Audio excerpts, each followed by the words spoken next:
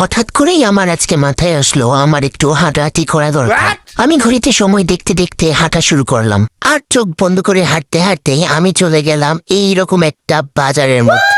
গিয়ে দেখি বাংলাদেশের অর্ধেক মানুষজন শাকসবজি ট্রাকে উঠাচ্ছে। তাই ওদের পাগলামিকে আর পাত্তা না দিয়ে আমি সামনে এই গাছটার কাছে গেলাম, কিন্তু গাছটা আমাকে দেখে লজ্জা পেয়ে গেল। ঠিক আছে, কোনো ব্যাপার না।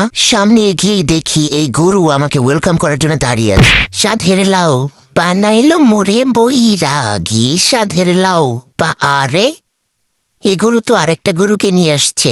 ঠিক আছে, তোরা থাক, আমি একটু ঘুরে আসি। আমাকে দেখে যারা জলো তাদের জন্য এই ছোট্ট একটা উপহার, আর যারা আমাকে ভালোবাসো তাদের জন্য এই পুকুর ভর্তি শাপলা ফুল। এই যে দেখো আমাকে কিভাবে ভালোবাসা দিচ্ছে এই ছোট্ট মেয়েটি, বাহ কি সুন্দর। হঠাৎই দেখি এরা দুজন দোলনা নিয়ে ঝগড়া লেগে গেল, কিন্তু একটু পরেই আবার হাসি মুখে দোল খাচ্ছি, দোল দোল দোল দোল দোল। কিন্তু এদিকে তাসফিয়াকে বারবার নিষেধ করা সত্ত্বেও সে পুকুরে ঝাঁপ দিল আমার জন্য একটা শাপলা ফুল উঠানোর জন্য, আর কোমরের দড়ি বেঁধে তাকে নামিয়ে দিলাম, যা তুলে নিয়ে আয়। অবশেষে আমাদের মিশন সাকসেস। প্রচন্ড ক্ষুধা লেগে যায় এত কাজ করে, তারপর নেমে গেলাম আমি আমার পছন্দের নাস্তা খেতে, পরোটা আর ডাল ভাজি। এই সুন্দরী দুইটা আমাদের পাশেই বসেছিল।